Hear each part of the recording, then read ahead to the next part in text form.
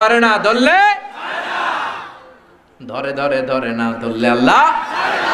ও নমরুদ, অনেক সুযোগ দিয়েছি আর না। তোরে মারার জন্য আমার ইব্রাহিম লাগবে না, তোরে মারার জন্য আমার জিন জাতি লাগবে না, তোরে মারার জন্য আমার জিব্রাইল ফেরেশতারে লাগবে না। তোরে মারবো আমি ল্যাংড়া মশা দিয়া। জুনদুম মিন জুনুদুল্লাহ বাউদা। এই যে মশাগুলো উড়ে বেড়ায়, মনে করছেন কিছুই না, কয়েল দিলে দৌড়ায়, সবগুলা এলে সব আমাদের দৌড়ানো লাগবে। কথা বলেন ঠিক কিনা? একটা ল্যাংড়া মশা নমরুদের নাকের ভেতর দিয়ে ঢুকে যায়, ঢুকে মাথার মাঝখানে কামড়াইতে শুরু করছে। ওমে শীতকালে কানের সামনে মশা যদি আরাম করে শুইছেন, বন বন করে কেমন লাগে? বিরক্ত লাগে না? কম্বল টম্বল ছেড়ে আবার শোন, আবার এদিক দিয়ে পন পন পন পন, আছে না নাই? তো মশা একটা কানে খালি পন পন করে, এটাই ভালো লাগে না। নমরুদের এদিক দিয়ে ঢুকছে, নাকি দিয়ে ঢুকে ভিতরে কুটকুট করে কামড় মারে। নমরুদ এবার লাফানো শুরু করছে, I M A disco dancer. সব ড্যান্সার ফেল নমরুদের ড্যান্সের কাছে। বাবেল নগরীর সবাই নমরুদের ড্যান্স দেখে। নমরুদ একটু থামে, মশাও থামে, মশা আবার কামড়ায়, নমরুদের ড্যান্স বেড়ে যায়। পুরা আই এম এ ডিস্কো ড্যান্সারের মতো লাফাইতেছে। সবাই কয় লাফান কে? কয় কি জানি ঢুকছে, কি জানি ঢুকেছে, আমি বুঝতে পারি না, সহ্য করতে পারি না। এবার নিজের হাতে নিজের কপালে চাপড়ায়, নিজের হাতে নিজের মাথায় ঘুষি মারে, নিজের হাতে নিজের কপালে কিল মারে। মশা বের হয় না। এই মশা ঢুকছে কার আদেশে? বের হবে কার আদেশে? মাথার মধ্যে কিল মারে, ঘুষি মারে, মশা বের হয় না। আশেপাশের খাদেম খুদ্দাম যারা আছে কয় আমার মশা বের হয় না, তোরা কিল মার। আমার ঘুষিতে কাজ হয় না, মশা তো নাক থেকে বের হয় না, তোরা এবার কিল মার। খাদেম খুদ্দাম মনে মনে কয় জীবনে বহুত জ্বালাইছস, আজকে সব সুদে উসুলে মারো কিল। হেইয়ো আরো জোরে। খাদেম খুদ্দাম চান্স পাইয়া কিল, ঘুষি, লাথি ইচ্ছা মতো। কয় নমরুদ আজীবন অনেক বেটাগিরি করছস, আজকে আমগো দিন, আজকে আমাদের খেলা। খাদেম খুদ্দাম ঘুষি মারে, কিল মারে।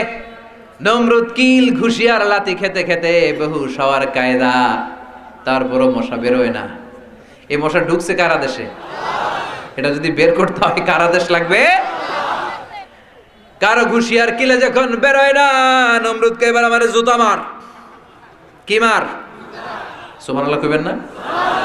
ওমি এখন আমরা পরি বাটা জুতা, অ্যাপেক্সের জুতা, প্লাস্টিকের জুতা, চামড়ার জুতা। আগে পড়তো গরমের জুতা। কি দিয়ে বানায়? কাঠের গরমের জুতা। খোদাম রানিয়ে নমরুদের মাথার মধ্যে বাড়ি শুরু। জুতার বাড়ি খেতে খেতে নমরুদ শেষ। মাথাটা ফেটে চৌচির, ফিনকি দিয়ে রক্ত বেরোলো। ফিনকি দিয়ে রক্ত বেরোতে শুরু করলো। নমরুদের ইতিহাস শেষ।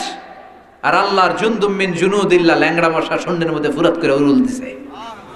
পৃথিবীতে কেউ তো স্থায়ী হয় না, হোক না সে ফেরাউন কিবা নমরুদ। কেউ ভাবে চিরদিন রয় না, কেউ ভাবে চিরকাল রয় না। চিল্লায় বলেন ঠিক কিনা?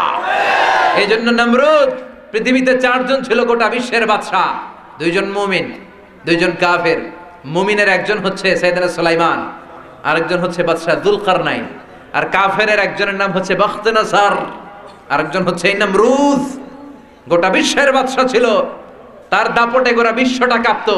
তারে মারার জন্য আল্লাহর ভূমিকম্প লাগে নাই, জলোচ্ছ্বাস লাগে নাই, বন্যা লাগে নাই, টর্নেডো লাগে নাই।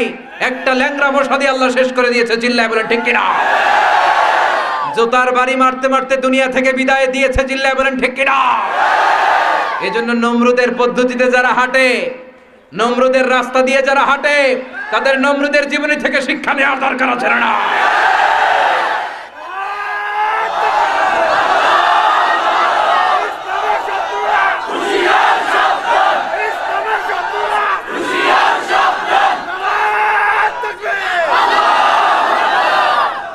ফেরাউন স্থায়ী হতে পারে নাই। ফেরাউনের লাগে তো আমি নিজেই কথা কইছি, সরাসরি। কিন্তু এক পেশে কথা আমি কই, এতে কিছু কয় না। আজকে নাই নমরুদ, আজকে নাই কারুন, আজকে নাই। তাদের জুলুম, তাদের অত্যাচারের কারণে তাদের সব সম্পদ, ক্ষমতা, দাপট মাটির সাথে মুহূর্তে গুড়িয়ে দিয়েছে কে?